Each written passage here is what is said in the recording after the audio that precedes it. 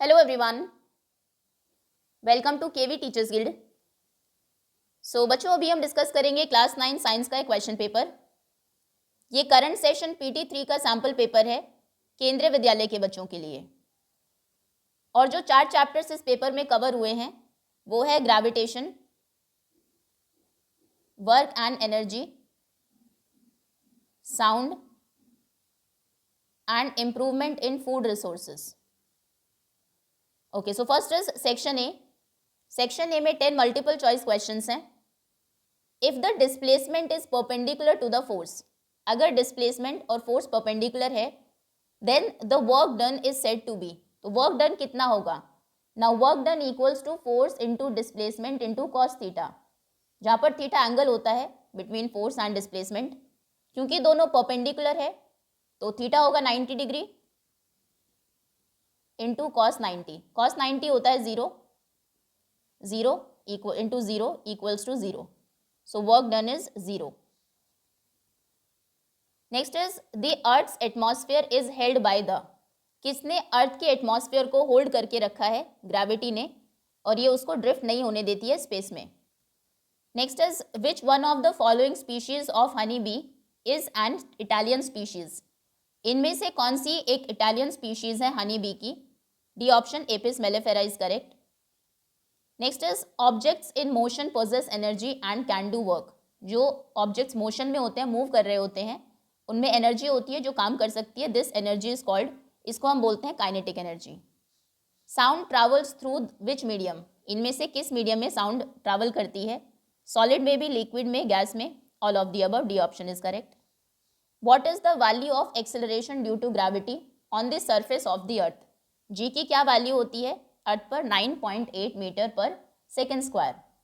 Next is when two identical bodies are in motion, दो बिल्कुल एक जैसी बॉडीज मोशन में हैं। The body with higher velocity has, जिसकी हायर वेलोसिटी होगी उसकी काइनेटिक एनर्जी आपको बतानी है, लोअर होगी हायर होगी, कोई चेंज नहीं होगा। So kinetic energy equals to half mv square. Now mass same है क्योंकि बिल्कुल आइडेंटिकल है दोनों। v स्क्वायर वेलोसिटी का अगर स्क्वायर करेंगे तो जिसकी ज़्यादा वेलोसिटी होगी उसी में v स्क्वायर की वैल्यू हायर होगी और k की वैल्यू ज़्यादा होगी, यानी कि higher kinetic energy. B option is correct. Next is which one is not a source of carbohydrate, इनमें से कौन सा एक कार्बोहाइड्रेट का सोर्स नहीं है? D option gram is correct. इसमें प्रोटीन्स होते हैं, कैल्शियम होता है। Next the weight of an object on the moon surfaces, moon के सरफेस पर किसी ऑब्जेक्ट का वेट कितना होगा? 1/6 हो जाता है जितना उसका वेट है अर्थ के ऊपर।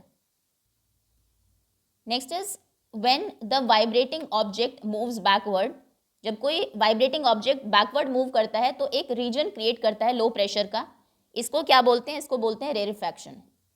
D option, C option is correct.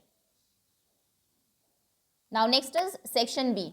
अभी राइटिंग के क्वेश्चंस हैं। सबसे पहले 1 markers. What is the audible range of the average human ear, average human ear की ऑडिबल रेंज कितना है? कहाँ से कहाँ तक वो सुन सकता है? 20 हर्ट्ज से लेकर 20,000 हर्ट्ज। 20 हर्ट्ज से कम की साउंड को ह्यूमन बींग्स नहीं सुन सकते, और जिसकी फ्रीक्वेंसी 20,000 हर्ट्ज से ग्रेटर है उसको भी नहीं। Next is what do you mean by acceleration due to gravity, acceleration due to gravity से आप क्या समझते हैं? तो किसी ऑब्जेक्ट को जब गिराते हैं हम एक पर्टिकुलर हाइट से, फ्रीली वो फॉल होता है तो उसकी वेलोसिटी में चेंजेस होते हैं जो कि एक एक्सेलरेशन प्रोड्यूस करते हैं, जिसे हम बोलते हैं acceleration due to gravity. So आप लिखेंगे when an object falls freely towards earth, earth की तरफ अगर वो गिर रहा है from a certain height, then its velocity changes, and this change in velocity, this produce acceleration in the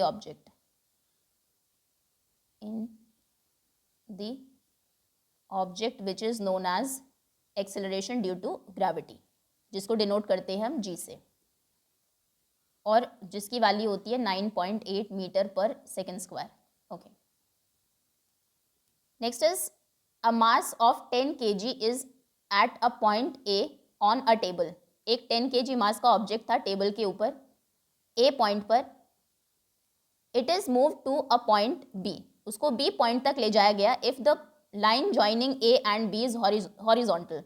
ये टेबल के ऊपर था तो ये पॉइंट बी है, मान लीजिए यहाँ तक ये आया और ये हॉरिजॉन्टल लाइन है इस तरीके से, ये यहाँ पर आ गया अभी बी पर। What is the work done on the object by the gravitation force, gravitational force ने कितना वर्क किया है, ये ग्रेविटेशनल फोर्स है, ये डिस्प्लेसमेंट हुआ है, दोनों परपेंडिकुलर है यानी कि cos 90 होगा। अभी फॉर्मूला क्या है हमारा, work done equals to force into displacement s into cos theta. तो फोर्स और s कुछ भी हो, थीटा हमें पता है 90 है, theta is angle between force of gravity and displacement. So theta is 90, cos 90 होता है 0, ये पहले भी क्वेश्चन आ चुका है। So f into S into 0 equals to work done is 0। Next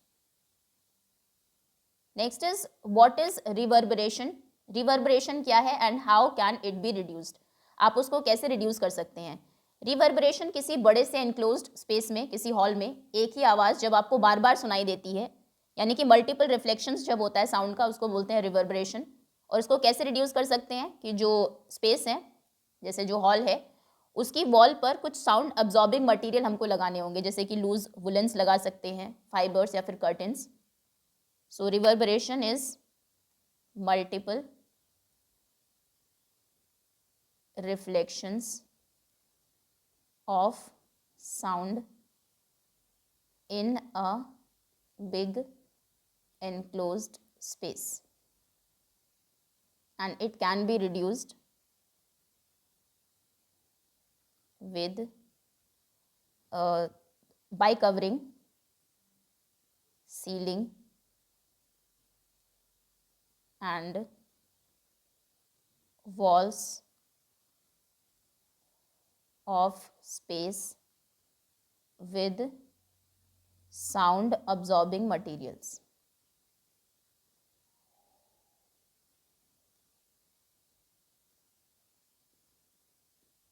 Example, loose woolens.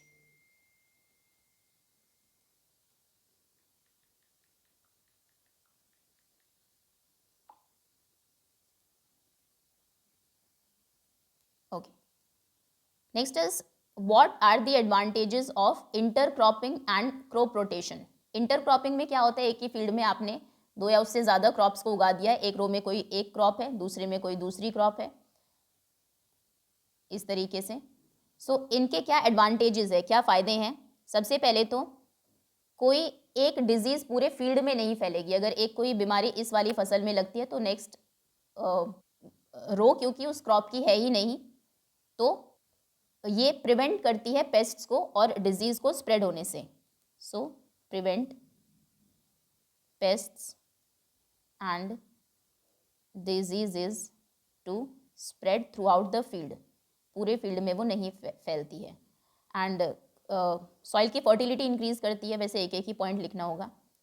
Increase soil fertility, एक ही बार में दो क्रॉप्स आपको मिल जाती है, ये तो जनरल पॉइंट्स हैं। क्रॉप रोटेशन में अलग अलग सीजन में आप क्रॉप्स को चेंज करके उगाते रहते हैं कि फील्ड में एक ही क्रॉप बार बार नहीं उगाते। तो इसका क्या फ़ायदा है, इससे भी फर्टिलिटी इंक्रीज होती है, एक ही स्पेसिफिक न्यूट्रिएंट की कमी नहीं होगी आपके फील्ड में, जो कि अगर एक फसल बार बार आप उगाते रहेंगे, जिस न्यूट्रिएंट को वो यूज़ करती रहेगी फसल, वो फिर कम हो जाता है सॉइल में। सो पहला तो ये है कि इंक्रीज़ करती है सॉइल फर्टिलिटी, कोई कॉमन पॉइंट है दोनों का ही।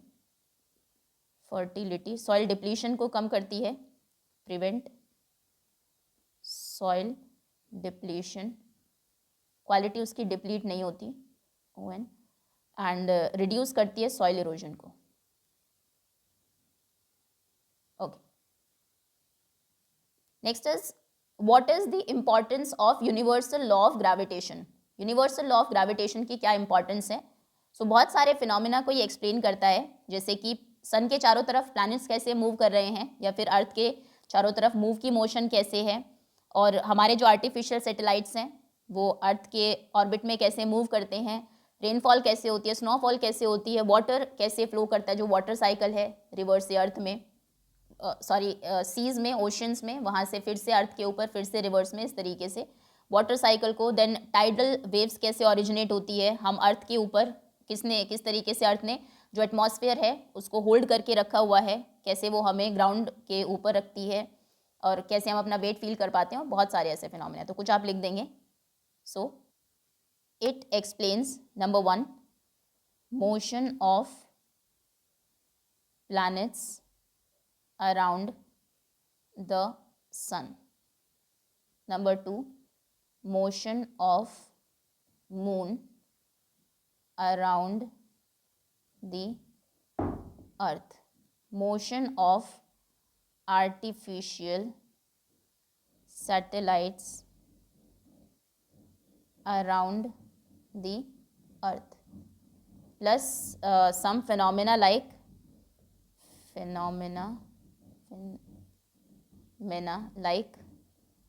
rainfall and snowfall and water cycle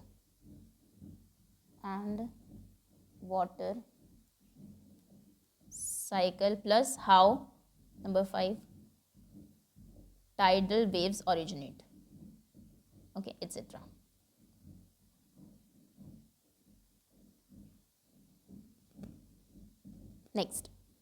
next अभी 3 मार्कर्स हैं। A ball thrown up vertically returns to the thrower after 6 seconds. एक बच्चे ने बॉल फेंकी ऊपर, 6 सेकेंड के बाद वो वापस आती है। Find the velocity with which it was throne up. किस वेलोसिटी से उसको ऊपर फेंका गया था, यू आपको फाइंड करना है। अभी फॉर्मूला क्या है, v equals to u plus g t. Value देखते हैं सभी की। v 0 क्योंकि मैक्सिमम हाइट पर वेलोसिटी फाइनल 0 होगी। u हमें फाइंड करना है, g इज -9.8 मीटर पर सेकेंड स्क्वायर। टाइम देखते हैं, बॉल को अगर आपने ऊपर फेंका है तो असेंट में और डिसेंट में दोनों में इक्वल टाइम लगता है। तो नीचे से ऊपर वो गई, ऊपर से नीचे आई, 3 सेकेंड वहाँ तक लगे होंगे, 3 सेकेंड वापस आने में। सो हम इसकी बात कर रहे हैं। 3 सेकेंड का टाइम है, फाइनल v 0 है। u नीचे से किस वेलोसिटी से फेंकी गई वो हमें फाइंड करना है, क्योंकि ग्रेविटी के ऑपोजिट जा रही है ऊपर की तरफ। सो ये होगा -9.8 मीटर पर सेकेंड g। चलिए वैल्यूज पुट करते हैं और आंसर फाइंड करते हैं। सो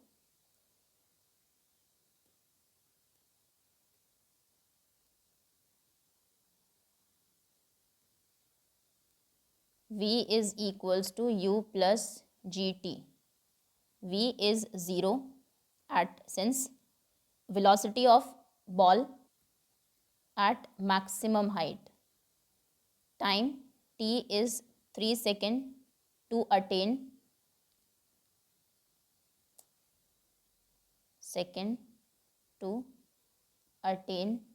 maximum height. Okay, 0 equals to u plus -9.8 into 3. u minus 8 3s are 24, 2 9 3s are 27, 28, 29, 29.4 इधर आएगा तो पॉजिटिव होगा ये। So u is equals to 0 plus 29.4, 29.4। So u equals to 29.4 meter पर second.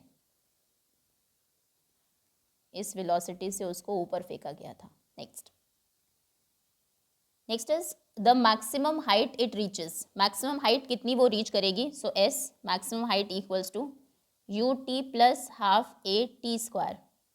Now u is 29.4 into time is 3 seconds plus half -9.8 time again 3 square. तो उसमें calculation हो गई थोड़ी सी। 3 4 3s are 12, 2 1 9 3s are 27, 28, 2 3 2s are 6 7 8, this is 88.2। Now plus minus is minus, 2 से cancel होगा, 2 4s are 8, 2 9s are 18, 4.9 into 3 का square, 4.9 into 9, 88.2, 9 9s are 81, 8 9 4s are 36, 8 6 14 1, 3 plus 1 4, this is 44.1। Minus करेंगे 0.1, 8 minus 4 is 4, 8 minus 4 is 4, 44.1 metre की maximum height तक वो जाएगी। Next question is its position after 4 second, 4 second के बाद उसकी पोजीशन कितनी होगी। तो बॉल यहाँ से आपने फेंकी, 3 सेकेंड में उसने मैक्सिमम हाइट को रीच किया, उसके बाद 4 सेकेंड की हम बात कर रहे हैं, मतलब 1 सेकेंड वो नीचे आई है। तो हम ये डिस्टेंस फाइंड कर लेते हैं, ये हाइट फाइंड करते हैं, एंड देन टोटल में से अगर इसको माइनस कर देंगे तो हमें ये हाइट मिल जाएगी। ओके, सो इसके लिए क्या होगा, टाइम है हमारा 1 सेकेंड, यू ऊपर क्योंकि मैक्सिमम हाइट पर, ओके वी 0 था, अभी वो u हो जाएगा हमारा, u होगा 0 इस केस में, टाइम होगा 1 सेकेंड, 1 सेकेंड क्योंकि 3 सेकेंड्स लगे मैक्सिमम हाइट तक जाने में, उसके बाद 1 सेकेंड में वो वापस आई है, नीचे की तरफ आ रही है, और g इसमें पॉजिटिव होगा, ग्रेविटी क्योंकि ग्रेविटी की डायरेक्शन में ही है। फॉर्मूला हमारा वही रहेगा, s इक्वल्स टू हाइट हमें फाइंड करनी है u t plus half g t square. Now u is 0, time is 1 second, plus half into g is 9.8 positive, into t square is 1 का स्क्वायर, ये 0 होगा, दिस इज़ 4.9 ही रहेगा, 4.9 metre. तो ये total height जिस हाइट तक बॉल गई थी यहाँ से यहाँ तक, मैक्सिमम हाइट थी उसकी 44.1, और उसके बाद 1 सेकेंड में वो नीचे आई है, वापस आई है 4.9 मीटर। तो कितनी हाइट पर है नीचे से अगर हम कैलकुलेट करें, so height from the ground, total height equals to 44.1 and height जो नीचे की तरफ आई है in 1 second is 4.9, so this means the ball is at height of 44.1 minus 4.9, 11 8 9 10 11 2 and 3 13 4 9 3 39.2 meter की हाइट पर है, होगी वो after 4 seconds. Okay, next is an electric heater is rated 1500 watt, ये पावर दी है इलेक्ट्रिक हीटर की 1500 watt, how much energy does it use in 10 hours. अभी क्वेश्चन में कंफ्यूजन क्या है, फॉर्मूला तो हमें पता है, energy equals to P into T, power into time, लेकिन अगर डायरेक्ट आप लगाएंगे, ये वॉट में है ये आवर्स में है, तो या तो इसको किलो वॉट में चेंज करेंगे या फिर इसको सेकेंड्स में चेंज करेंगे, वॉट के साथ हमेशा सेकेंड आंसर फिर जूल में आएगा हमारा, सेकेंड्स हम यूज़ करते हैं, और अगर KWH में हमें चाहिए तो ये किलो वॉट में चेंज करना होगा। सो सबसे पहले इसको कर लेते हैं मल्टीप्लाई करके, 10 hours equals to 10 into how many seconds, 1 minute में होते हैं 60 सेकेंड्स और 1 आवर में होते हैं 60 मिनट्स। तो अगर इसको सेकेंड्स में चेंज करना है 60 इंटू 60 यानी कि 3600 seconds, so this is equals to 361230 इतने second. Okay, now energy equals to power कितने गिवन है, power of heater is 1500 watt into seconds 3600 seconds, so 15 6 are 90, 9 45 plus 9 is 54, ये किलो वॉट आवर में ही calculate करना होगा, 54, ये बहुत बड़ा आंसर है। देन 1 2 3 4 1 2 3 4 स्टैंडर्ड फॉर्म में लिखते हैं, this is 5.4 into 10 raise the power of 1 2 3 4 5 6 joule, ये आंसर है। और अगर आप इसको किलो वॉट आवर में चेंज करना चाहते हैं, so 1 kilowatt hour equals to 3.6 into 10 to the power 6 joules, इससे हम डिवाइड करेंगे, this is 5.4 into 10 to the power 6, एक सेकेंड, ये यहाँ पर हमने, तो ये एक और ज़ीरो थी इसमें, ये 7 थी, power 7 divided by 3.6 into 10 to the power 6, decimal हटाएंगे सबसे पहले, इंटू 10, ये कैंसिल, सॉरी 10 कैंसिल होगा, 5.4 10 to the power 7 54 10 to the power 7 36 10 to the power 6 powers cancel, एक 10 बचेगा, 36 54 6 9s are 6 6s are 3 2s are 3 3s are, this is 30/2, 15 kilowatt hour. ये बहुत लेंदी हो गया, अच्छा रहता कि हम इसी को यहीं पर किलो वॉट में चेंज कर लेते, कितना होता 1.5 इंटू 10 सीधा 15 हो जाता। ओके, नेक्स्ट,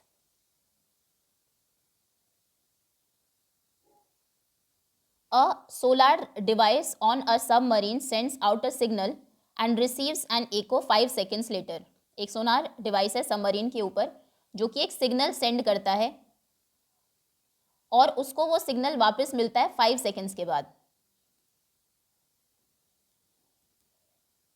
ये मान लीजिए वो सबमरीन है, ये सी बेड है, this is transmitter and this is receiver. Transmitter, receiver, ये वाटर सरफेस है पूरा, पानी नीचे। Okay, so time is 5 second. Calculate the speed of sound in water. Speed आपको कैलकुलेट करनी है if the distance of the object from the submarine is 3625। Distance आपको given है 3, ये यहाँ से ऑब्जेक्ट की 3625 मीटर्स। सो स्पीड का सिंपल सा फॉर्मूला है speed is equals to distance upon time. अभी डिस्टेंस देखनी है, डिस्टेंस ट्रांसमिशन में और जो रिसेप्शन में दोनों में ही इक्वल होगी, क्योंकि ऑब्जेक्ट 3625 की डिस्टेंस पर है, तो 3625 की डिस्टेंस वो ट्रैवल करेगा वहाँ तक जाने में और 3625 की वापस आने में। सो बस यही इसमें थोड़ा सा है कि डिस्टेंस आपको देखनी है। डिस्टेंस होगा d due to transmission plus again d 2d due to reception.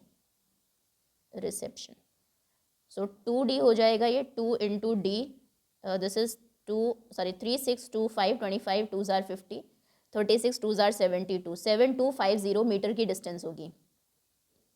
50 and time seconds में गिवन है, मीटर और सेकेंड, या तो किलोमीटर और आर हो या फिर मीटर या सेकेंड हो स्पीड के लिए। सो this is 5 1 is 5 6 7 22 4 are 20 25 5 5 are 25 and 0 1450 meter पर सेकेंड। ये सिंपल था question. Next is differentiate between capture fishing, mariculture and aquaculture. तीनों में क्या डिफरेंसेस हैं? कैप्चर फिशिंग में जो नेचुरल सोर्सेज हैं वाटर के, रिवर्स, लेक्स या सीज, वहाँ से फिशेस को कैच किया जाता है। Methods in which fish are obtained from natural resources like rivers, lake and seas. Okay, next is mariculture. इसमें फिश को ऑब्टेन करते हैं हम मरीन वाटर से। Fish are obtained from marine water and oceans. And last aquaculture, इसमें fish को cultivate किया जाता है फ्रेश वाटर में,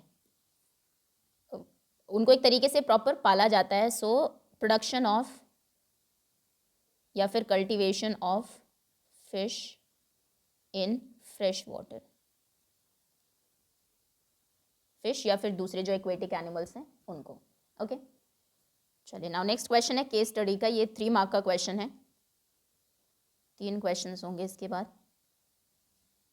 Fish is a cheap source of animal protein for our food. Fish production includes the fin true fish, जिनके fins होते हैं, as well as shellfish such as prawns and mollusks. There are 2 ways of obtaining fish. Fish animal protein का हमारे food में एक important और cheap source है, और कुछ fin fishes होती है, कुछ shell fish होती है जैसे कि prawns and mollusks। 2 तरीके से हम फिश को ऑब्टेन कर सकते हैं। One is from natural resources which is called capture fishing, the other way by fish farming, कि हम खुद पालते हैं फिश को, which is called culture fishery. The water source of the fish can be either sea water और fresh water. Sea water से fish मिल सकती है या फिर फ्रेश वाटर से। Fishing can thus be done both by capture and culture of fish in marine and fresh water ecosystem. तो दोनों तरीके से, कैप्चर या कल्चर तरीके से हम फिशिंग कर सकते हैं। Popular marine fish varieties, marine fish की कुछ वेराइटीज़ दी हैं, include pomfrets, mackerel, tuna, sardines and Bombay duck. Marine fish are caught using many kinds of fishing nets, बहुत सारे जो जाल हैं उनको यूज़ करके, फ्रॉम फिशिंग बोट्स हम उनको पकड़ते हैं। Some marine fish of high economic values are farmed in sea water, दस this includes fin fishes like mullets, bhetki and pearl spots, shellfish such as prawns, mussels and oysters, as well as seaweed. Oysters are also cultivated for the pearls they make. As marine fish stocks get further depleted, the demand for more fish can only be met by such culture fisheries a practice called mariculture. ठीक है, question देखते हैं पहले। First is fish obtaining from natural resources are termed as. Natural resources से जो fish हमें मिलती है उनको क्या बोलते हैं? Capture fishing, culture fishing, marine fishing, fresh water fishing. So जो नेचुरल रिसोर्सेज से मिलते हैं उनको बोलते हैं capture fishing. Option A is correct. Next is which of the following are marine fish variety. इनमें से कौन सी मरीन फिश वेराइटी है? Pomfret, mackerel, tuna. तीनों ही हैं। Okay, all of the above, D option is correct. Next is oysters are cultivated for. Oysters को किसके लिए कल्टिवेट किया जाता है? Pearls, meat, seaweeds. Oysters are cultivated for pearls they make. Option A is correct. Okay, now second case study. Sound is produced by vibrating objects. The matter or substance through which sound is transmitted is called medium. It can be solid, liquid or gas. Sound moves through a medium. बहुत सारे ऊपर जो 1 markers थे उनके answers आपको इसमें भी मिल जाएंगे। From the point of generation to the listener, when an object vibrates, it sets the particle of the medium around it vibrating. The particles do not travel all the way from the vibrating object to ear. Sound waves are characterized by the motion of particles in the medium and are called mechanical waves. When a vibrating object moves forward, it pushes and compresses the air in front of it, creating a region of high pressure. This is called a compression, denoted by C. When the vibrating object moves backward, it creates a region of low pressure called rarefaction. R से इसको denote करते हैं। Hence sound is longitudinal waves. Question देखते हैं। Sound waves are, sound waves क्या है? Mechanical, electromagnetic, transverse waves. So ये हैं